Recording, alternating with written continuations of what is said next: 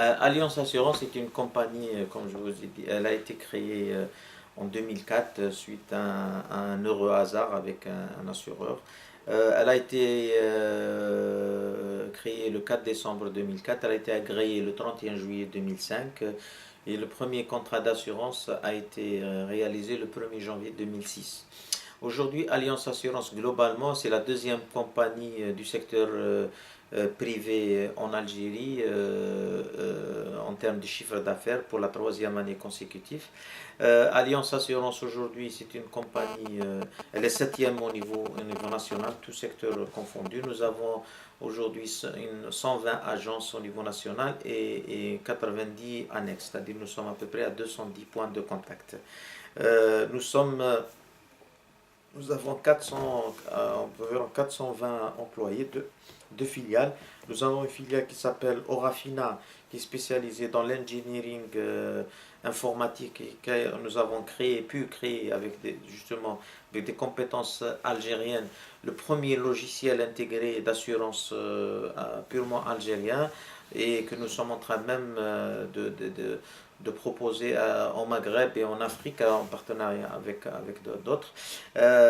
Nous avons été aussi les premiers des précurseurs de lancement du service assistance en Algérie. Nous avons créé notre filiale en mi-2006 et nous avons commencé à faire ce service dont nous sommes leaders aujourd'hui.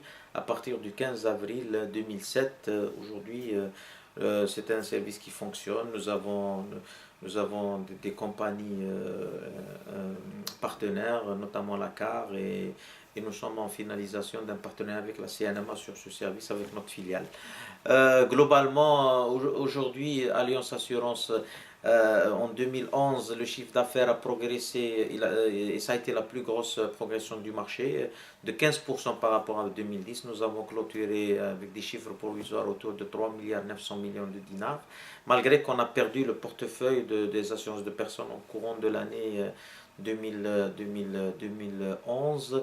Alliance Assurance aussi a été la première compagnie historiquement privée algérienne à avoir osé aller à la bourse d'Alger et solliciter une levée de fonds qui a été, d'après les observateurs, une réussite historique, une réussite extraordinaire, parce que nous avons réalisé plusieurs objectifs. D'abord, nous avons réalisé la levée de fonds. Nous avons rétabli la confiance dans l'entreprise privée algérienne après toutes les crises provoquées ces dernières années. Nous avons aussi pu relancer le marché financier algérien. Nous avons prouvé qu'il y avait un marché en attente d'opportunités. Malheureusement aujourd'hui, c'est vrai que le marché secondaire n'est pas à la hauteur de nos espérances, mais nous comptons continuer le combat pour convaincre aussi d'autres acteurs pour qu'ils nous rejoignent. Mais ce n'est pas seulement une affaire d'acteurs aussi, c'est une affaire c'est-à-dire globale d'autorité.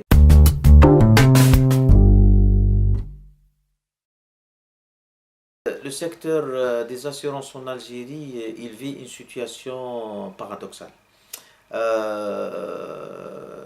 Parce que vous voyez que les primes baissent, alors que les risques et les sinistres augmentent, les accidents augmentent, tout augmente. Ça, c'est le premier paradoxe, ce qui est anormal. Le deuxième, il a besoin d'une réforme urgente, une réforme parce qu'aujourd'hui, par exemple, il y a des grands acteurs qui imposent des règles du jeu qui ne sont pas très économiques et Équitable. très équitables. Et ça pose beaucoup de problèmes. La sous-tarification fait beaucoup de mal. Aujourd'hui, par exemple, le ministère des Finances, il a envoyé une lettre qui demande à toutes les compagnies de régler les sinistres d'avant 2010, avant le 36 2012. Bon, pour Allianz, ça ne pose pas beaucoup de problèmes parce que nous sommes relativement une compagnie jeune, nous n'avons pas beaucoup de stock intercompagnie, donc je pense que nous pouvons être au rendez-vous. Mais pour les compagnies historiques et les compagnies, elles risquent d'avoir beaucoup de difficultés. Pourquoi? Parce que avec la sous-tarification, elles n'ont pas cumulé assez de primes pour faire face aujourd'hui à l'heure de vérité. Sauf si, par exemple, le, le, le trésor public va intervenir, va dire voilà, oui, je prends en charge. Mais là, ça posera un autre problème d'équité, d'égalité. Parce que là aussi, il faut peut-être arriver à dire aussi, même les entreprises privées, vous devez, puisqu'on nous impose des tarifs bas, où nous perdons de l'argent, alors que c'est illégal, on n'a pas le droit de nous faire perdre de l'argent. Peut-être il faut dire à un certain moment, oui, aussi, tout le monde doit bénéficier de cette protection de l'État, mais que nous ne voulons pas. Nous voulons qu'on nous laisse appliquer la vérité du prix et qu'il y ait aussi des règles du jeu et un arbitre indépendant et que nous et qu'on nous c'est-à-dire qu'on nous demande des comptes sur la qualité du service et sur la qualité de remboursement. Mais si on ne collecte pas assez de primes, nous ne pouvons pas faire de l'innovation, nous ne pouvons pas faire de la et maintenant donc c'est l'un des enjeux de ce secteur aujourd'hui. Aujourd'hui, nous regardons à droite et à gauche, les secteurs se développent avec des chiffres d'affaires qui se développent. La Tunisie, elle arrive à 1,4, 1,5 milliards de dollars. Le Maroc, il avoisine les 4 milliards de dollars. Nous, on avoisine à peine 1 milliard de dollars. C'est pas normal. C'est pas normal pour qu'un pays comme l'Algérie, les risques augmentent et les primes baissent et les tarifs baissent, alors que nous avons le nombre d'accidents qui augmente, nous avons le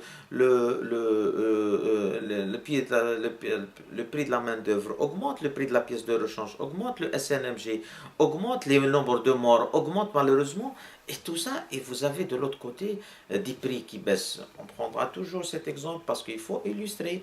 En 2011, le secteur a enregistré une progression de 6 à 7%, c'est-à-dire on a eu un chiffre additionnel de 6 milliards de dinars. Malheureusement, au cours de cette année, nous avons importé 400 000 véhicules neufs, c'est-à-dire avec une moyenne basse de 35 000 dinars par véhicule, nous aurions dû avoir 14 milliards de dinars de chiffres additionnels. Juste sur cette branche, ça veut dire qu'il y a un problème. Ça veut dire, tout, même les autres branches, ils sont sous-tarifés. Et à terme, aujourd'hui, qu'est-ce qui se passe? Aujourd'hui, les acteurs sont obligés de reporter l'heure de vérité. L'heure de vérité viendra un jour où nous serons devant nos limites et peut-être cette histoire Donc il y a urgence. Voilà. Il y a urgence aujourd'hui pour réformer le secteur oui. De l'assurance. Super urgence. Il y a une super urgence, mais que réformer le secteur, réformer les tarifs, réformer les règles du jeu et aussi mettre des arbitres indépendants et même aller vers le fond des choses parce que nous ne pouvons plus continuer. Aujourd'hui, les compagnies risquent de vivre une asphyxie financière terrible à terme.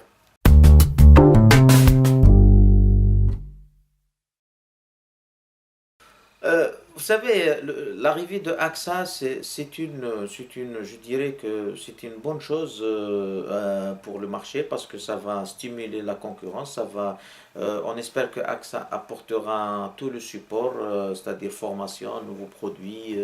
La seule chose aujourd'hui que bon, AXA va découvrir aussi la réalité du marché, la réalité des pratiques, la réalité et je pense qu'elle s'est tout de suite adaptée parce qu'on voit au salon de l'automobile qu'elle fait même des remises à 90%. Elle s'est adaptée rapidement. Aujourd'hui, nous nous posons des questions parce que AXA, elle a été, par une décision politique, elle a été associée à une banque qui a pignon sur rue en Algérie. Elle démarre aussi avec un avantage indéniable. Elle a un réseau de presque 200 agences à sa disposition. Elle a un portefeuille clientèle extraordinaire. On aurait souhaité aussi avoir cet avantage en tant qu'Algérien, entrepreneur, quand on a voulu démarrer notre activité. Maintenant, ce que nous souhaitons qu'il n'y ait pas de concurrence ou des avantages cachés, que tout le monde soit sur le même pied d'égalité et que AXA ne fera pas aussi ce qu'elle a fait ailleurs, c'est-à-dire de rentrer sur une sous-tarification chronique pour tuer tous ses concurrents étant donné ses capacités financières illimitées et immenses. Donc, mais sur le reste, nous lui souhaitons la bienvenue. Nous espérons que AXA va nous aider aussi dans notre combat pour réformer le secteur et de le rendre beaucoup plus rationnel.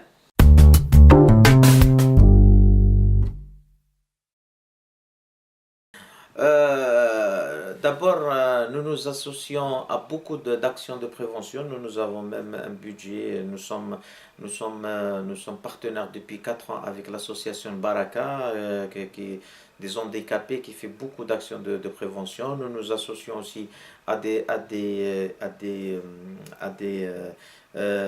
actions locales. Il y a 2 ans, on avait un projet, mais malheureusement, on n'a jamais eu de suite. Nous avons même fait la demande. Nous voulions lancer un carnet de bandes dessinées en collaboration avec le ministère de l'Éducation et la Protection civile et la DGSN. Nous avons fait les demandes nécessaires à ces autorités, mais nous n'avons pu. Nous voulions même le financer à des dizaines, des centaines de milliers d'exemplaires pour aller vers les écoliers, le distribuer, faire des cycles de prévention. Malheureusement, ce projet n'a jamais vu le jour. Nous souhaitons peut-être le reprendre un jour avec l'UAR. C'est ça, des fois, quand l'initiative, ça vient d'une entreprise privée, elle n'a jamais de suite de la part de certaines autorités. Mais si elle serait venue du secteur public, peut-être. Mais malheureusement, le secteur public n'a pas pris cette initiative. Nous l'avons prise il y a 2 ou 3 ans. Nous avons même fait des demandes officielles, mais ça, on n'a jamais eu de suite à notre demande. Nous sommes très, très, très attachés à la prévention. Nous pensons que l'une des solutions pour atténuer le nombre d'accidents où malheureusement nous sommes des recordman, si l'expression elle est permise, c'est d'aller vers la prévention et l'éducation.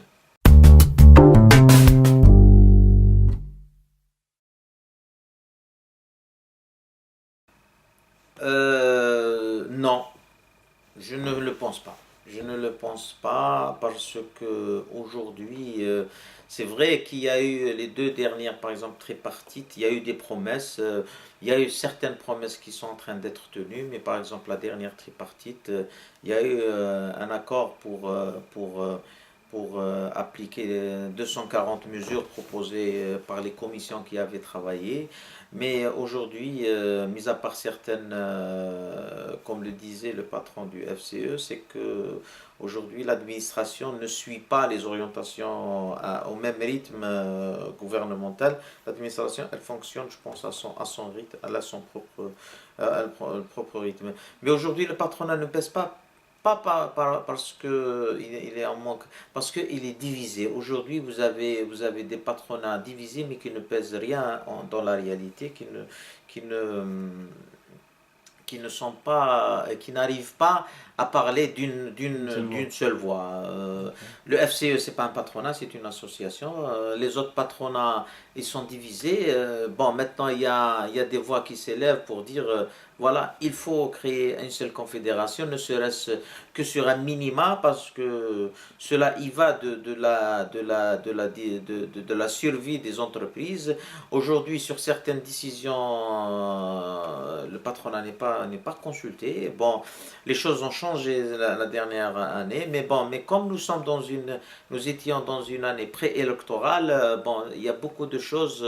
Nous attendons peut-être la prochaine législature, le prochain gouvernement pour voir un peu la suite à donner. Mais aujourd'hui, le mal du patronat est en lui-même, avant qu'il soit chez le gouvernement. La division du patronat, la guerre de leadership, le manque de vision, le manque de projet commun fait beaucoup plus de mal que les politiques gouvernementales qui obéissent à leur logique.